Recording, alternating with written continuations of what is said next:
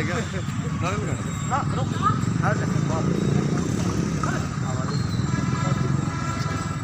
झंडे ढालो ऊपर। झंडे क्यों नहीं खा रही तुम ऊपर? चलो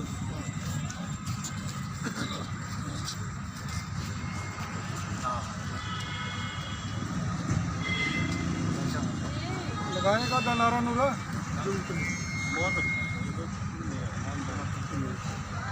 हरियाणा सरकार मुर्दाबाद मुर्दाबाद मुर्दाबाद हरियाणा सरकार मुर्दाबाद मुर्दाबाद मुर्दाबाद। पीटीआईओ का दमन नहीं चलेगा, नहीं चलेगा नहीं चलेगा बर्खास्त टीचरों का दमन नहीं चलेगा, नहीं चलेगा नहीं चलेगा। FIR रद्द करो, रद्द करो रद्द करो। पुलिस कर्मचारियों पर दर्ज मामले वापस लो, वापस लो वापस लो।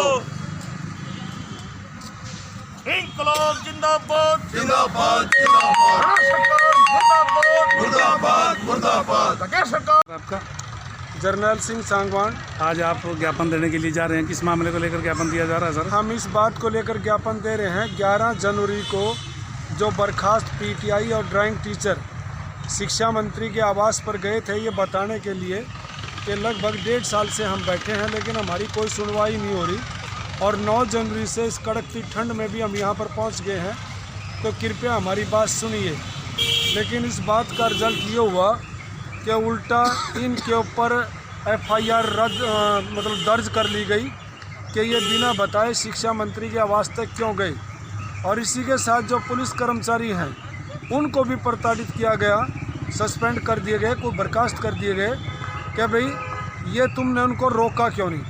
हम ये कहना चाहते हैं कि हमारे जो PTI भाई बर्खास्त हैं 1.5 साल उनको हो गया, उनकी रोटी रोजी का सवाल है, कोई सुनाई नहीं हो रही, धरने पर बैठे हैं, शांतिपूर्वक धरना लगातार जारी है पूरे प्रदेश में। और मुख्यमंत्री जी ने आश्वासन दिया था कि मैं तुम्हारे चूल्हे बुझने नहीं दूंगा, इसके बावजूद भी आज तक कोई कार्रवाई के लिए नहीं की गई, तो वो वहाँ पर चले गए तो कौन सा गुनाह हो गया। तो इस बात को लेकर जो प्रशासन ने इतना मतलब बवंडर खड़ा कर दिया कि इनको अरेस्ट करने के लिए इस तरह पुलिस इनके पीछे लगी जैसे ये आतंकवादी हो। सागवान साहब, कितने बंदों के खिलाफ मुकदमे दर्ज किए गए हैं? लगभग 200 बंदों के खिलाफ हमें अखबार के माध्यम से पता चला है कि मुकदमे दर्ज किए गए और 40 के लगभग पुलिस कर्मचारी हैं, कुछ सस्पेंड किए गए, कुछ मतलब यानी टर्मिनेट भी किए गए। तो ये दोनों तरफ कार्रवाई करके प्रशासन क्या संदेश देना चाहता है? आप मानते हैं सरकार आपकी बात को मानेगी? हम इतना जरूर मानते हैं कि हम सरकार के पास ज्ञापन लेके जा रहे हैं। यदि सरकार के अंदर संवेदनशीलता होगी, लोकतांत्रिक सरकार होगी तो ज़रूर मानेगी, और यदि सरकार तानाशाही पर है और दमनकारी पर है फिर हम इससे कोई उम्मीद नहीं कर सकते। तो आने वाले समय में फिर हम भी सोचेंगे, जब हमारी लोकतांत्रिक तरीके से संवैधानिक तरीके से सुनवाई नहीं हो रही तो और कौन सा तरीका हो सकता है। और संयुक्त किसान मोर्चे ने जो रास्ता हमें दिखाया है कि फिर हमें लंबे आंदोलन की तरफ बढ़ना पड़ेगा और अपनी एकता को और मजबूत करते हम प्रशासन को ज़रूर बताएंगे। अगर आपकी बात को नहीं माना जाता तो? हाँ, यदि हमारी बात को नहीं माना जाता तो फिर प्रशासन के सामने हम लंबा आंदोलन छेड़ने के लिए मजबूर हैं।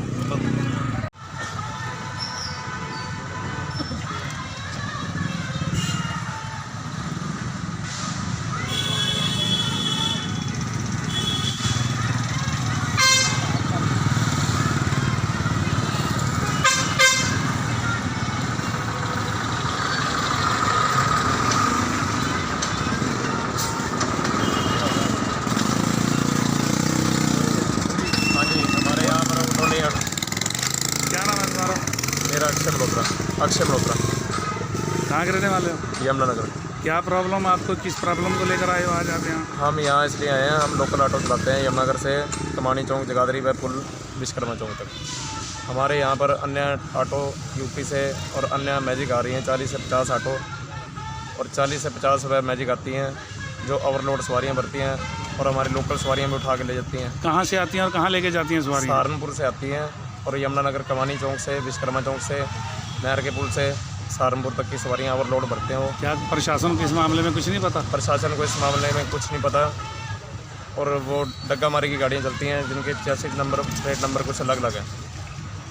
अब आप क्या चाहते हो? हम चाहते हैं ये ऑटो और टाटा मैजिक बंद होनी चाहिए जो यूपी से यमुनानगर आते हैं। इसको ज्ञापन देने आए हो? हम SP साहब को देने आए हैं और DC साहब को देने आए हैं। इससे पहले भी तो आप एक बार आ चुके हैं यहाँ?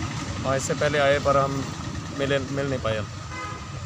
अब आप क्या चाहते हो? हम चाहते हैं भी ये ऑटो और टाटा मैजिक बंद होनी चाहिए, जो यूपी से हमारे ज़िले में आकर हमारे को भारी नुकसान करती हैं। हमारे 200 रुपये में नहीं बन पाते ऑटो में। आप कितने सारे ड्राइवर हो यहाँ? हम इस पर 15-20 ड्राइवर मौजूद हैं, जो हम अपना ऑटो लोकल चलाते हैं, और 8,000 रुपये हमने ऑटो की किस्त देनी है। हमारी किस्तें भी नहीं निकल पा रही हैं।